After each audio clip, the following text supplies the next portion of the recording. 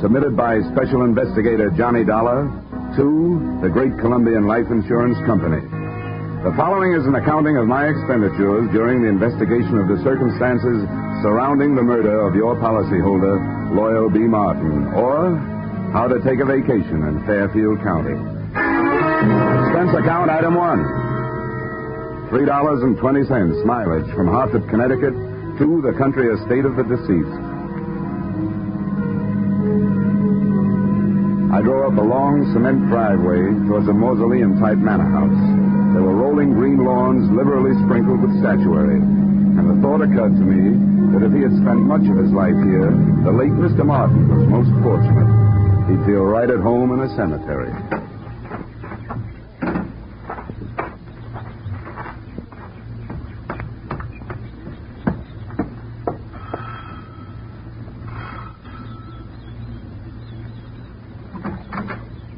Yes? My name is Dollar. I'm here to see Mrs. Martin. Oh, yes. Mrs. Martin. Uh-huh. I'm afraid I'll have to disappoint you. The widow has gone shopping the day after the death of her husband. Something attractive in mourning clothes, I'm sure. Well, what time is she expected back? I have no idea. But it shouldn't be long. Do you mind if I come in and wait? You'll forgive my asking, young man, but just what is your business here at Loyal Haven? I was sent here by the insurance company. Oh, why, yes. Well, then do come in. Here, right in here. I'm Mrs. Tompkins, the housekeeper, Mr. Dollar. I was with Mr. Martin for over 30 years. He was a wonderful man. This furniture also looks like it might have been with Mr. Martin for over 30 years. Victorian, isn't it? Yes, pure. Loyal... Mr. Martin, that is, was an expert on the Victorian period. Please sit down. Thank you. Mr. Dollar, I suppose you'll think it's indelicate of me at this time, but about Loyal's insurance, his policies, did they... Yes, Mr. Tompkins, they did. One of his policies leaves you a nice, sizable amount. But before you start counting it, maybe you and I had better have a little understanding. Yes? Well, I'm not here to represent the payoff department. I'm here to investigate the murder. Oh, I see. Yes, before the company pays off, they want to make sure that among the beneficiaries, they don't pay off the murderer, because they really don't have to do that. Oh, I didn't realize. No, neither do a lot of people. You know, that's the way quite a few good murders are wasted. Yes, I suppose you're right. Well, if that's what you're here for, I suppose you'll want to talk to the police. Lieutenant Markwood is in the library. That's where it happened. Oh, the library, huh? Well, that might help. If I can't find any other answers, I can always try looking some up in a book. Which way do I go? The door, just across the hall. Thank you. And what a hall. The only thing missing was old Queen Victoria herself. Even the musty odor clinging to the green velvet seemed to have been passed down through the centuries. There was a brace of moth-eaten pheasants on the wall and a bouquet of moth-eaten flowers under glass on a marble-top side table. The library was the same, but there were three things that looked out of place. A, an old suit of armor. B, a glass case filled with new, well-polished sporting rifles and shotguns. And C, a very gruff-looking lieutenant of the police who eyed me as I came in. And who are you? Oh, here's my little breath saver. Oh, yeah, Johnny Dollar. They told me you'd be here. Well, I've told everybody else I better tell you, don't touch anything. They want to re-fingerprint the whole room. Okay. What'd you find, Lieutenant? Nothing but the cadaver with 2 bullet holes in his back. Haven't got a caliber report from ballistics yet. Have you an estimated time of departure? Yeah, the coroner says Martin died after dinner last night. Uh-huh. Anything to go on? Just the usual. Faith, hope, and suspicion.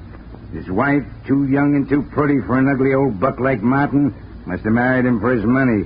Then there's that housekeeper, Sarah Tompkins. Yeah, I met her on the way in. Well, she used to be the old man's intended, from what I can find out. Probably jealous of the young wife. Then there's the brother, Marty. He showed up a few weeks ago, broken, brooding. Probably in love with the young wife. And then there's Nick Bellotti, a private detective who hired himself out as Martin's bodyguard. Bodyguard, huh? No doubt also in love with the young wife. Could be. Well, who's your choice? Except for the fact that there are only 2 bullets, I think they all did it.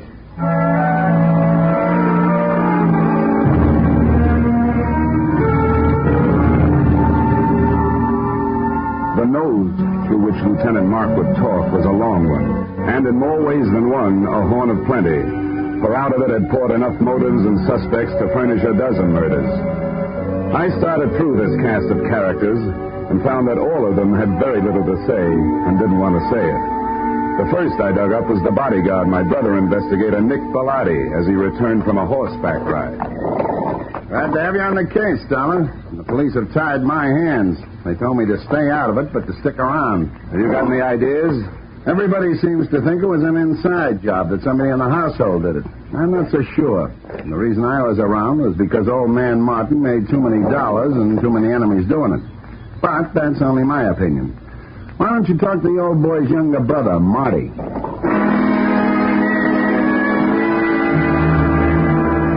I found Marty living the life of Riley. He was upstairs in his room, cuddled up to a 20-year-old bottle of brandy, which was still underage to be around the kind of book he was reading. Yeah, I'll tell you something, Dollar. My brother and I never did get along. Yeah, you'd find that out anyway. Why'd you come back here, Marty? Because Laura's little bride, Joy Ann, sent for me. She was afraid of him, and she didn't know if he was on to her. Was he? About that, you'll have to talk to Joy Ann.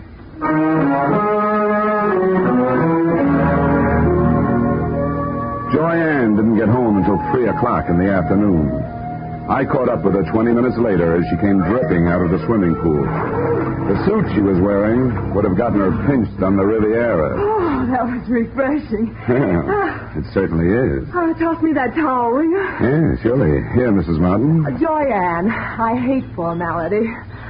Who are you? Well, I'm from the insurance company, here to find out whether you killed your husband or not. Good for you, Mr. Dollar. That's what I like. Men who get right down to the point. I was told you were here. Oh? Nobody told me about you. Oh, come on over and learn. I want to stretch out here in the sun. Here, you man the fly swatter. Okay. Come on, sit down. Here beside me. If it gets too warm, slip off your shirt. Oh, thank you. Well, suppose we start talking business. Marty tells me you sent for him to come here because you were afraid of your husband. How come? Well, I knew Marty before I knew Royal. As a matter of fact, he's the one who introduced me to... What do you call a dead husband? You call him unlucky, I guess. Anyway, for the purposes of this conversation, I'll know who you mean if you just say husband. But you didn't answer my question. I meant, were you afraid of your spouse? And if so, why? Yes, I was afraid of him. Oh, I might as well tell you, Mr. Dollar. I want to be frank with you. The only thing Loyal didn't have to offer me was love. I seem to be a girl who needs just that. Frankly, I tried to make up the deficit. Mrs. Tompkins, the housekeeper, saw to it that my husband found out about it. From then on, it was like living with a madman. So endeth my confession. So beginneth my suspicions. What about this housekeeper? Until I came along, she always thought that Loyal would wind up marrying her. Oh, don't get me wrong. I realize that I'm still the best jury bait around. If you killed him, you might make some headway with a self-defense plea. Thanks. I remember that. In the meantime, just in case this thing gets messy for me, and it shows signs, I'm going to spend what's left of my free time enjoying myself. Well, that won't sound good to a jury, but it sounds good to me. If I spend too much time around here, I might wind up having to plead self-defense myself. Oh? From me? No. From that bathing suit.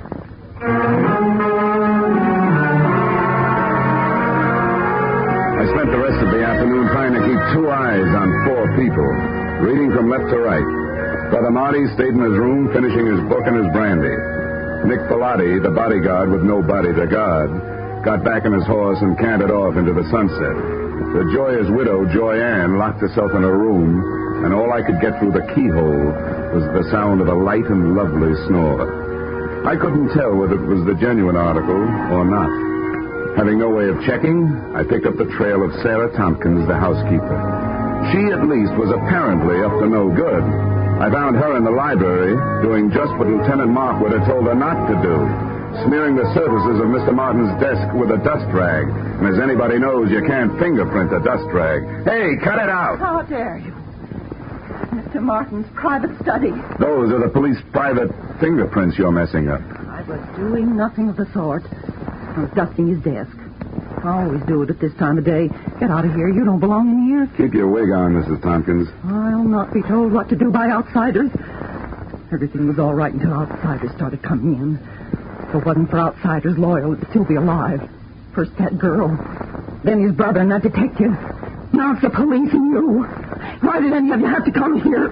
Why couldn't you leave us alone? Now, calm down, Mrs. Tompkins. Try to calm down. Yeah, now, what's going on in here? What?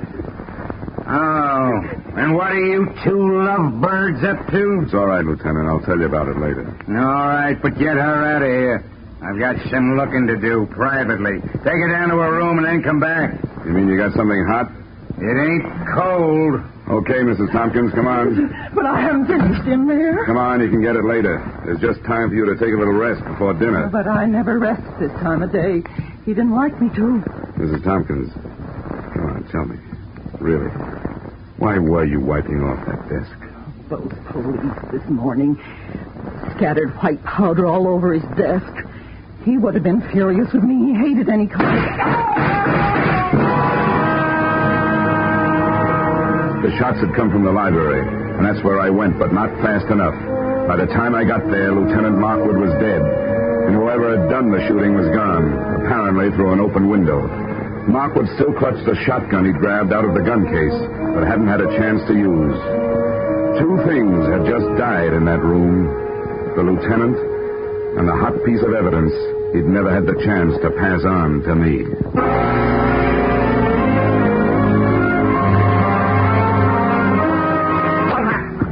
Oh, Markwood. Yeah, he's dead. Well, what are you doing, fella? I'm looking for what there seems to be a shortage of around here, Bellotti. Clues. You don't mind where you look, do you? Rule number 1, don't get caught frisking dead cops. Forget about it, Bellotti, will you? Maybe I can suffer from lapse of memory for you sometime. That's a deal. Got any idea what you're looking for? No. But whatever it was important enough to get him killed.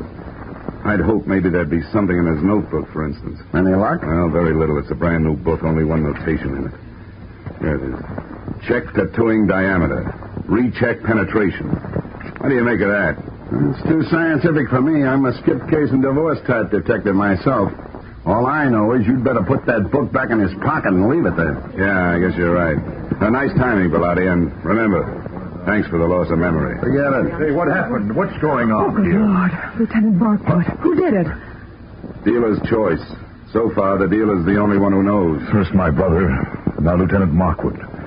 There'll be real trouble about this. Johnny, shall I call the police? Drop the innocent access to them all. Call them. No, maybe I better do it, Marty. If everybody will stop pleading not guilty by wanting to call the police, I'd like to get a word in. The police have already been called. Now, if you'll get out of here, I'd like to try earning my salary.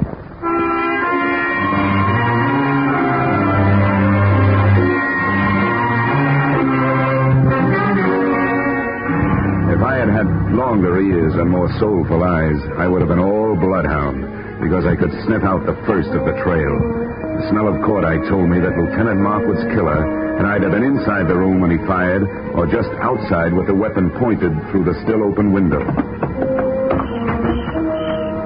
Outside, the grass formed a deep, wet rug right up to the house and smothered any immediate hopes I'd had of finding footsteps. But 10 feet away, I had better luck. A ray of light from inside spotlighted something that looked like it might be a star witness. It was a .32 caliber revolver. I scooped it up with my handkerchief and went back through the open window to look it over. Under the light, I checked 6 empty chambers and a crimson smear on the walnut grip. If somebody was feeding me a herring, it sure was red. But it wasn't blood. It was lipstick.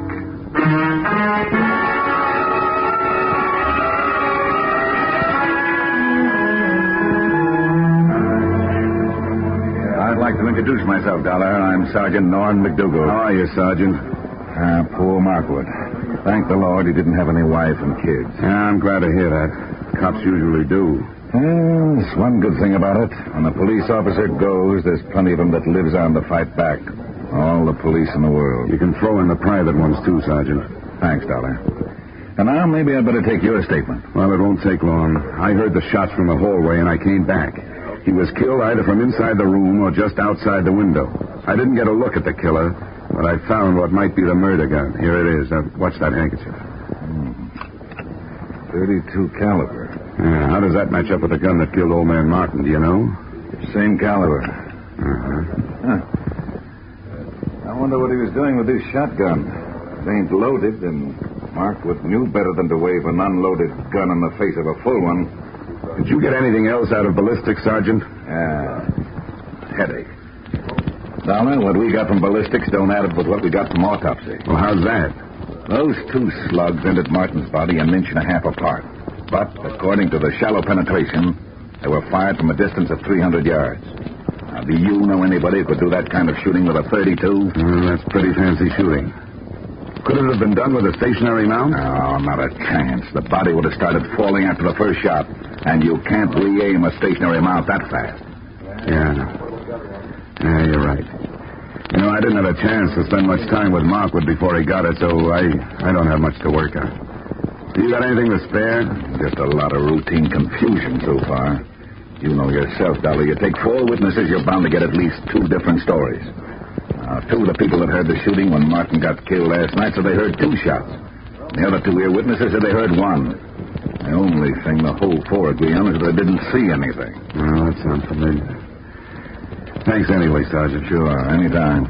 Hey, Sam. Yeah? Take this gun into town.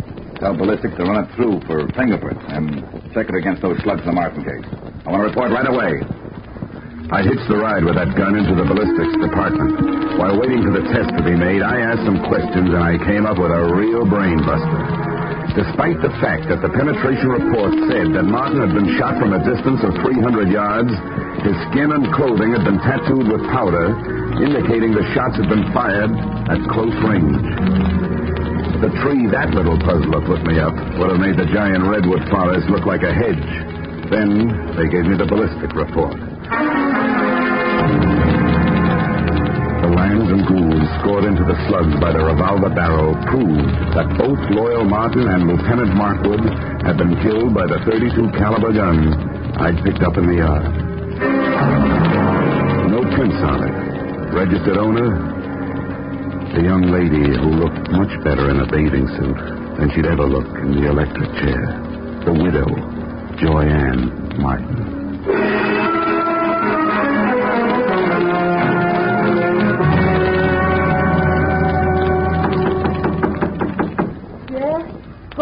The Hartford Horse Show. Dollar, I want to talk to you. Oh, I'll be with you in a second. I'm just out of the shower. Okay. First she was in the pool, now it's the shower. She's also in plenty of hot water. Hi. Don't pay any attention to my hair. Don't worry, I won't. I suppose you think it's a silly time of night for me to be taking a shower, but I thought it might help me to get to sleep. Well, I'm afraid I won't. Why, Johnny. You were pretty careless with that gun, weren't you? What gun?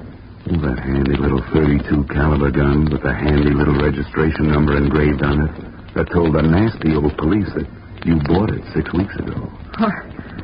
Well, my gun's right here in the drawer. I bought it to protect myself and my husband. Johnny, it's gone. It's real gone. It's done gone and killed 2 men so far. And if you can't do some fast talking and some fast proving, it stands a good chance of shortening your pretty little life expectancy. Somebody must have stolen it. Oh, no. That's not even a down payment on a story. Oh, but Johnny, there's a whole house full of people who could have done it. Not only that, they'd be glad to get me out of the way if they could. Why? Well, Mrs. Thompson, because she hates me. Loyal's brother Marty, because I stand to inherit everything. What about Nick Bellotti? Doesn't he have an axe to grind? Well, I don't know what it could be. Okay, skip it. Tell me, Do you remember hearing 2 shots being fired around here any time before your husband was killed? Probably away from the house? Why do you ask that? Because I want to know, did you? You amaze me. Yes, I did hear 2 shots. The day before Laura was killed. I was horseback riding down by the walnut grove. I remember because my horse shied. Well, this is coming a bit too readily to be readily believed. But how big is that walnut grove? Not very big. Yeah? Can you spot those shots a little closer? They sounded as if they came from about the middle. I didn't stay to find out. I guess I frightened easily. Yeah. Yeah, you frighten me easily. Why, Johnny? Why? I'll tell you why. Because whether you shot anybody or not, you're a murder, baby. Oh, Johnny. I didn't kill them. Got to believe me, Johnny. I don't have to. But just for a minute, I will. What is there about police drivers? Even out in the country, they got to lay on those sirens. Johnny, please. Come on, you better get dressed, sweetheart. I told them I'd keep you occupied till they got here. Oh, you... The police took Joyanne and her hurt feelings off to the pokey. I took myself and my hurt cheek off to bed. The next thing I had to do had to be done by daylight. So I took over Joyanne's painfully empty and prettily perfumed sack, set the alarm for dawn, and snort up a storm.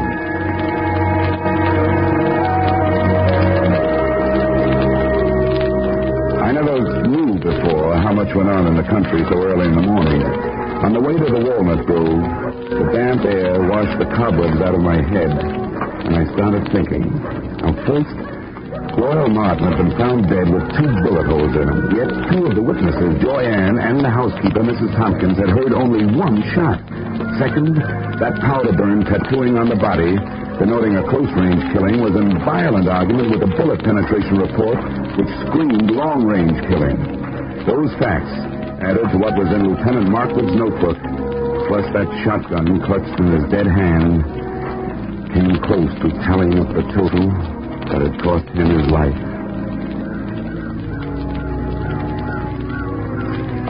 Inside the grove, I found 4 walnut trees with hollows in their trunks. The first one gave me a handful of nuts and a fancy sassing by an irate squirrel. The second one came up with a handful of spunk water and a wet cup. And the third, I found what I was looking for. I found about 2 pecks of clean cotton waste. That is, clean, except for some powder burns. Everything was falling into place, including a blunt instrument which hit me on the head from behind. But before I hit the ground, I saw Brother Marty Martin legging it back towards the house.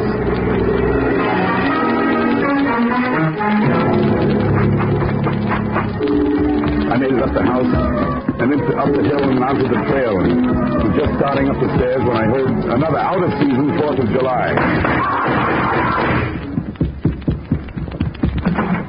It's okay, Dollar. I got him. Yeah. So I see. It was self-defense. I had to do it. I hated to butt in on your case, but all of a sudden everything stacked up, and I knew he was your man. When I threw it in his teeth, he made a try for his gun, so I dropped him. You sure did, Bellotti. Well, I owe you a lot of thanks. But if you don't mind, I'll take over from here. Sure, help yourself. Good. And I think the first thing you'd better do is hightail it into town and get your story filed with the police. Yeah, I guess you're right. You're all straight now, so you can back me up. 100%, Nick, all the way. Now get going. Come on. Okay, Dollar. See you later.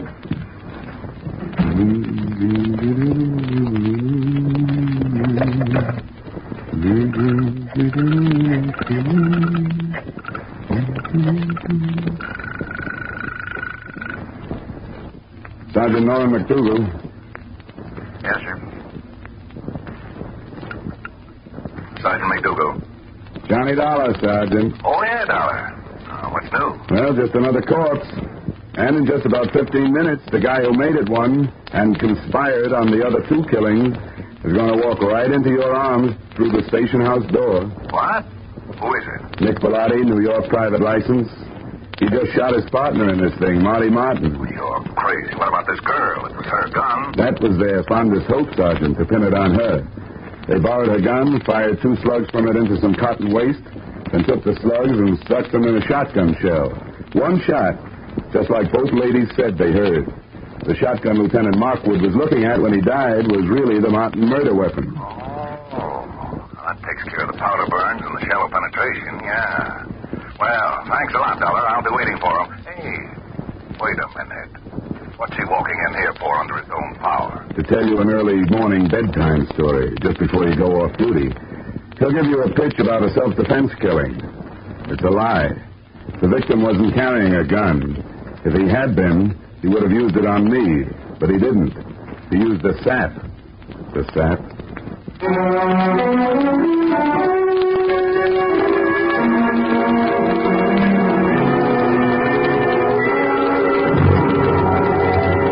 Expense account, items 2, 3, 4, 5, 6, 7, 8, and 9. $624 entertainment. Appeasing a rich widow with rich taste.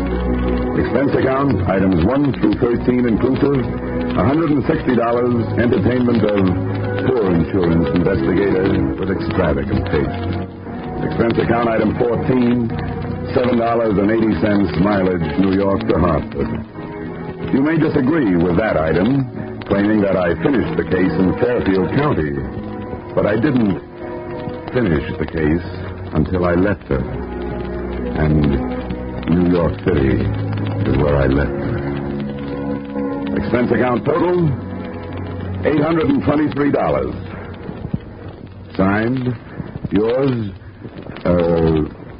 truly, Johnny Dollar.